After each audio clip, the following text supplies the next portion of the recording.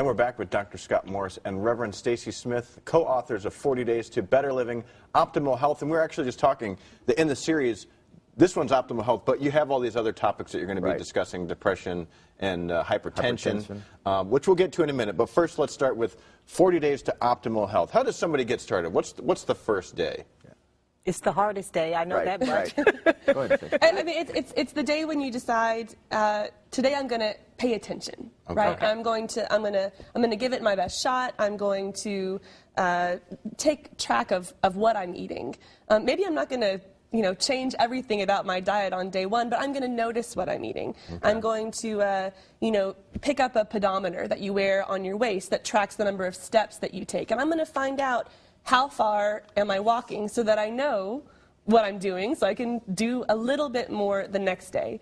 It's about picking up a journal, just having it so that you can, write down your thoughts, things that are in your way, things that are making it more difficult.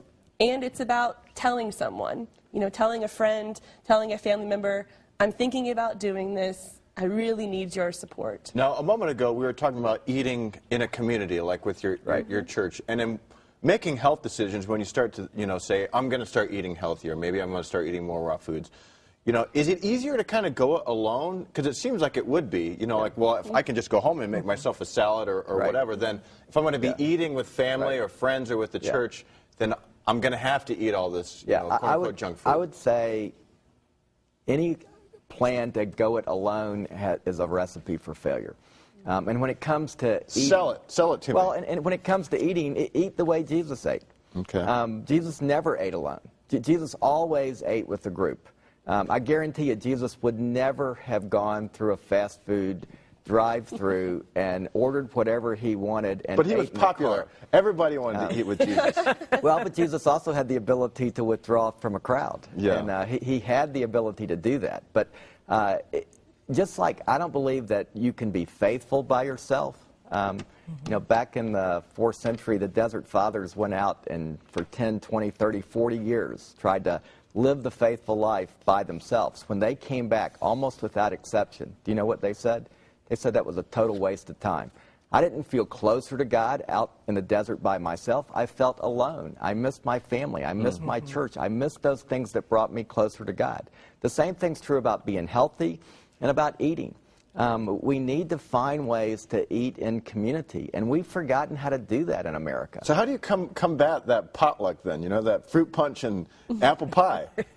You have to think theologically about it, I think. We have to Theologically? I think so. I mean, I think we have to say, what does God want me to bring to the potluck? Okay. Am I going to bring something that is going to feed the souls of everyone gathered here, or am I going to bring something that's just kind of filling? Okay. Well, Stacy, that's a good point, because sometimes when I'm saying grace over my food, and I used to, a certain burger joint I used to frequent quite often, and I would say, what was it, Valerie? Steak and Shake. I love their burgers.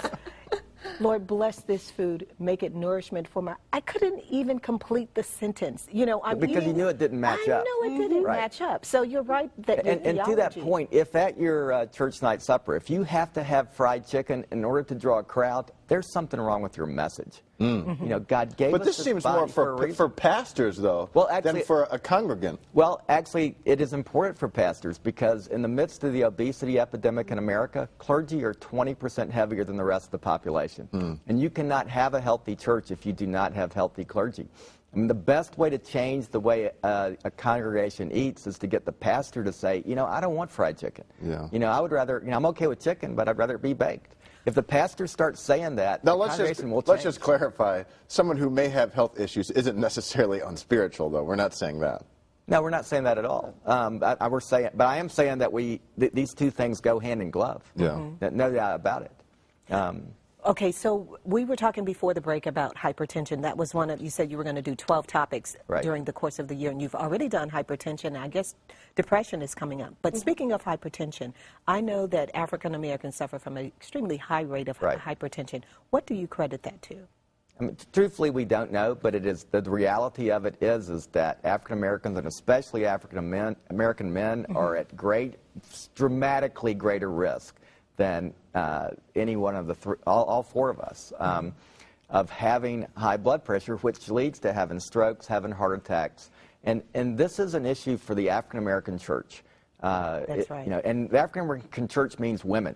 You know, women in the African American church need to step up and say, we care about our men, and number one, they hate going to the doctor.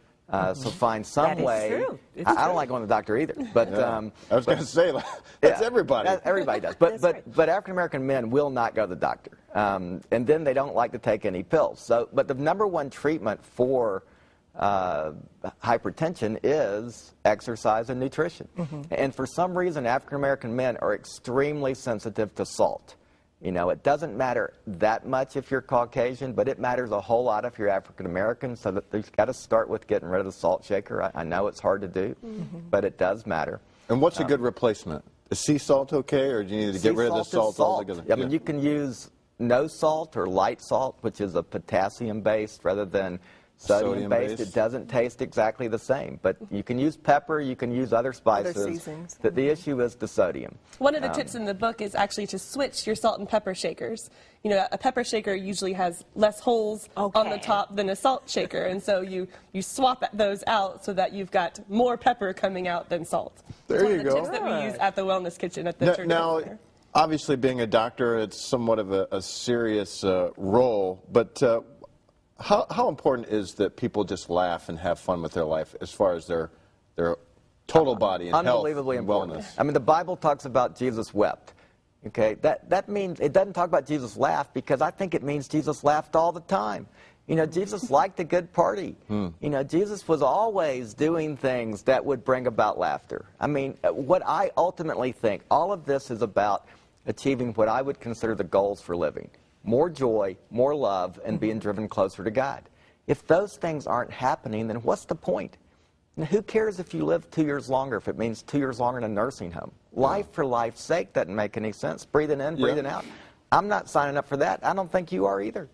And you have to just shoot these folks straight who are watching the show. There is at some point some sort of sacrifice at being healthy. It's just like being a Christian. That in the end, you're going to be better, you're going to be happier, you're going to feel better, but in the beginning, there is some sort of sacrifice. It's not necessarily an easy road. Well, it's different. It's different. And yes, change is hard. None of us do change very well. I don't do change very well. But in the end, what you're doing is trying to figure out living the faithful life. I mean, you might say the same thing about moving toward trying to be faithful to Jesus' sacrifice, too. But in the end, it brings about joy, love. Yeah. I mean, why do people want to lose weight? You know, particularly women. I mean, they want to lose weight not necessarily because they look better. They want to lose weight because they'll have more energy. If they have more energy, they'll feel better. If they feel better, they'll be happier. That is the point, to be happier, to have more joy. I lost 25 pounds, and I am thrilled to death. It led to that, right? Yes, it did. Right. Well, one quick thing I wanted to hit on before we wrap up. You talk about work as well as this part of this lifestyle. So hit on that for a second.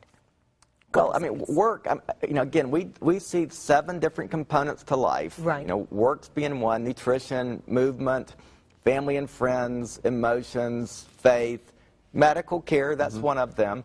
But work is where I personally probably get out of balance. But of these 7 things, the goal is for them to be in balance. Okay. But God made us to work.